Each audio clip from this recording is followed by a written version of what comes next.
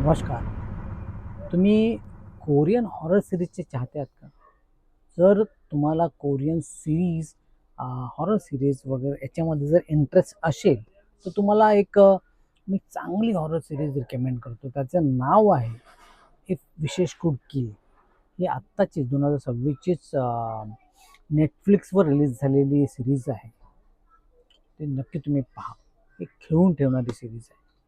आता बेसिक कथानक कसं आहे ना, की ह्याची कथा एका कोरियन शाळेच्या इर्द-गिर्द फिरते.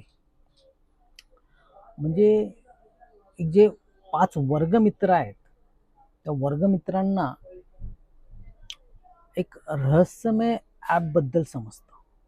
हे रहस्यमय ॲप जे काय आहे ना, गिरुगो नावाचं ॲप आहे आणि ते ॲप आपण जी इच्छा व्यक्त करतो ना, ती पूर्ण करतं. पण जी इच्छा मागण्याची पद्धत आहे ना, ती भयानक आहे. तुम्हाला एक पर्टिक्युलर आपली बर्थ डेट लिहून त्या ॲपसमोर आपली इच्छा पॅशनेटली जी आहे ती रेकॉर्ड करावी लागते आणि सेंडचं बटन दाबावं लागतं. सेंडचं बटन दाबल्यानंतर काही काळातच ती इच्छा पूर्ण होते. पण कॅच आहे ना, ह्याच्या पुढे आहे, ट्विस्ट पुढे आहे. इच्छा तर पूर्ण होते युजरची, ज्याने इच्छा मागितली आहे त्याची, पण त्यानंतर त्याचा जो रिव्हर्स टाइम आहे ना, काय बोलतो त्याला, त्याचा काउंटडाऊन जो आहे, मृत्यूचा काउंटडाऊन जो आहे ना, तो स्टार्ट होतो. आणि अशातच त्या वर्गमित्रामधला एक जो आहे, एक मुलगा जो आहे, एक विद्यार्थी जो आहे, त्याचा मृत्यू होतो. मृत्यू म्हणण्यापेक्षा तो सुसाईड करतो. आणि ह्या मित्रमंडळींना मोठा शॉक लागतो. आता ते त्या गिरिको ॲपच्या रहस्य आणि शापच्या मागे लागले. नक्की काय आहे त्याच्या मागे? ही कथा जी आहे ना, ती आत्ताचं तंत्रज्ञान, आधुनिक तंत्रज्ञान आणि त्यावेळेचं कोरियन अंधश्रद्धा आणि तांत्रिक ह्यामध्ये, म्हणजे तिकडचं बेसिकली तिथे सॅमिझम म्हटलं जातं, ह्याची मस्त चांगल्या पद्धतीने सांगड घातलेली आहे. कथानक आपल्याला ना खिळून ठेवतं. ह्याचे पटकथा लेखक जे आहेत ना, ते पार्क जुंग शिओप आहेत. आणि मस्त छान कथा जी आहे ना, लिहिलेली आहे. ही शाळेच्या विद्यार्थ्यांची, म्हणजे शाळेतली मुलं जी आत्ता आधुनिक आधुनिक तंत्रज्ञान यूज करतात आणि त्या काळाचं जे कोरियन अंधश्रद्धा, सॅमिझम ह्यांची चांगल्या पद्धतीने सांगड घातलेली आहे.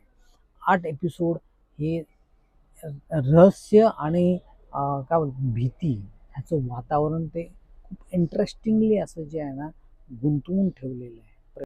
प्रत्येक भाग जो आहे ना, हे रहस्य उलगडत जातो, थोडं रहस्य उलगडत जातो आणि एका मृत्यूनंतर दुसऱ्या मृत्यूकडे जो जाण्याचा प्रवास आहे ना, तो खूपच इंटरेस्टिंगली असा मांडलेला आहे.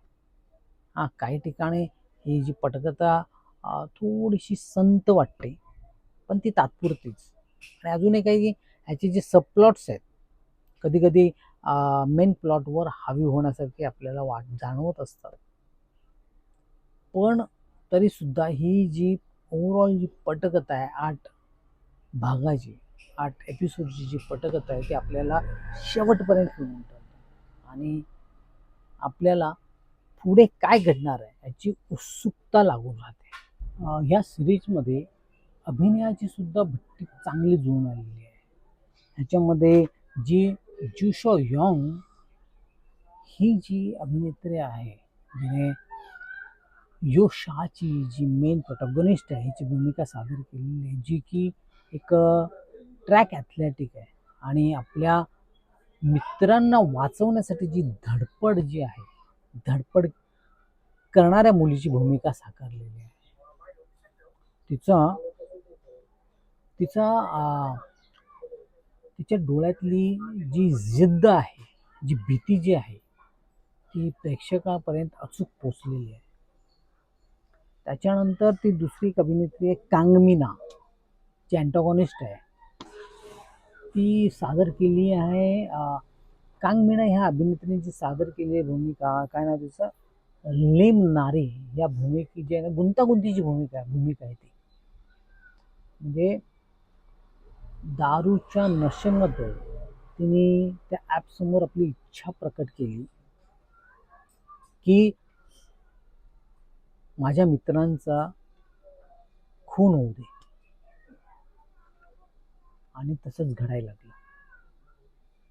ती ओव्हरऑल त्या ॲपच्या जाळ्यामध्ये गुरफटत गेली. ती आत्म्याच्या प्रभावाखाली आली. तिची ओव्हरऑल एक भूमिका जी आहे, तिचं जे कॅरेक्टर आहे ना, खूप गुंतागुंतीचं आहे. पण काय नाव तिचं, कांगमीना याने खूपच छान पद्धतीने जे आहे ना हे कॅरेक्टर जे आहे, नारीचं कॅरेक्टर, नारी बेसिकली नारीच तिला आहे याच्यामध्ये बोललं जातं, तर त्याचं कॅरेक्टर मस्तपणे उभं केलं आहे त्यांनी. बाकीचे जे सब कॅरेक्टर आहे, बाकीचे जे को आर्टिस्ट आहे, त्याच्यामध्ये खास उल्लेख करण्यासारखं जे आहेत ना, शामीन जे आहेत ना याच्यातली मांत्रिक म्हणजे कोरियामध्ये तांत्रिक मांत्रिकाला शामन म्हटलं जातं. तर त्यांनी खूप चांगल्या पद्धतीने भूमिका सादर केलेली आहे. ओव्हरऑल काय बोलतात, कॉम्प्लिमेंटच मिळते ह्या कथानकाला त्यांच्या अभिनयामुळे. डिरेक्टर जे आहे ना, त्यांनी खूप हुशारीने ओव्हरऑल ह्याची मांडणी केली आहे. डिरेक्टरचं नाव आहे पाक युन शू. खूप इंटरेस्टिंगली त्यांनी शाळेच्या ड्रामामध्ये हे सुपर नॅचरल एलिमेंट आणि हॉरर हॉरर एलिमेंट जे आहेत ना, एकमेकांमध्ये मिक्स केलेले आहेत, आणि त्याचा एक चांगला असा वापर केलेला आहे त्यांनी. सस्पेन्स आणि रहस्य, काय बोलतात, रहस्याचं जे ओव्हरऑल वातावरण निर्माण केलं ना, तो फार छान आहे. म्हणजे आत्मांचं येणं, त्याच्यानंतर त्या एक स्पिरिच्युअल या स्पिरिट या वर्ल्डमध्ये जाणं, त्या ते असलेली हॉन्टिंग जी सीन्स आहेत, कॅरेक्टरमधले असलेले मानसिक संघर्ष वगैरे जे आहेत ना, ते त्यांनी स्क्रीनवर प्रभावीपणे मांडण्यात त्यांना यश आलेलं आहे. ओव्हरऑल ह्याची सिनेमॅटोग्राफी आहे ना, ती एक ह्या फिल्मची जमेची बाजू आहे. म्हणजे काय नाही, ओव्हरऑल फिल्ममध्ये ना एक डार्क टोन यूज केलेला आहे. त्या डार्क टोनमुळे त्या फिल्मचं जे रहस्यमय वातावरण आहे ना, त्याला अजून एक कॉम्प्लिमेंट मिळालेलं आहे. ते वातावरण खूप छानपणे असं बाहेर येतं. जसे शाळेचे कॉरिडॉर्स असतील, शाळेचे कॉरिडॉर्स आहेत, भुताटकीच्या जागा आहेत, रात्रीचे सीन्स आहेत, त्याच्यामध्ये वापरलेले जे अँगल्स आहेत आणि लाइटिंग आहे ना, त्याने अंगावर काटा उभा राहतो. परत स्पिरिच्युअल वर्ल्डमध्ये यूज या यूज केलेले VFX आणि सिनेमॅटोग्राफी जी आहे ना, ती एकदम उत्तम दर्जाची आहे. ते आपल्याला हॉलिवूडच्या फिल्मची आठवण करून देते. ह्याचे जे डिरेक्टर आहेत पाक युन स्यू, खूप हुशारीने ह्या सिरीजला हाताळलं आहे त्याने. म्हणजे त्यांनी खूप चांगल्या पद्धतीने मांडलं आहे. म्हणजे हायस्कूल ड्रामामध्ये त्यांनी सुपर नॅचरल एलिमेंट आणि हॉरर एलिमेंट ह्यांना जे एकत्रपणे मिक्सअप केले ना, ते खूप छान पद्धतीने त्यांनी ते जुळवून आणलेलं आहे. म्हणजे आत्म्यांचं येणं, स्पिरिट स्पिरिट वर्ल्डमध्ये जे दृश्य, स्पिरिट वर्ल्डमधले जे दृश्य आहे, त्याचं सादरीकरण जे आहे, त्याची मांडणी स्क्रीनवर खूप प्रभावीपणे आलेली आहे. ते जे जम्प स्केअर्स आहेत, ते निर्माण केलेले जम्प स्केअर्स आहेत ना, ते खूप भीतीदायक वाटतात. ह्याची सिनेमा फोटोग्राफीसुद्धा एक जमेची बाजू आहे. म्हणजे ओव्हरऑल या फिल्मचा जो टोन आहे ना, तो गडद आहे, डार्क आहे, पण त्याच्यामुळे ह्याला अजून एक कॉम्प्लिमेंटच मिळते. एक रहस्यपणा ह्याच्यातला अजून वाढला जातो. ह्याच्यात असलेले जे VFX आहेत ना ते खूप चांगल्या दर्जाचे आहेत, उत्तम दर्जाचे आहेत, जेणेकरून आपल्याला हॉलिवूड फिल्मची आठवण येते. या सिरीजच्या व्ह्यूवर रिस्पॉन्सबद्दल म्हणालात तर ओव्हरऑल जागतिक स्तरावर या सिरीजला चांगला प्रतिसाद मिळालेला आहे.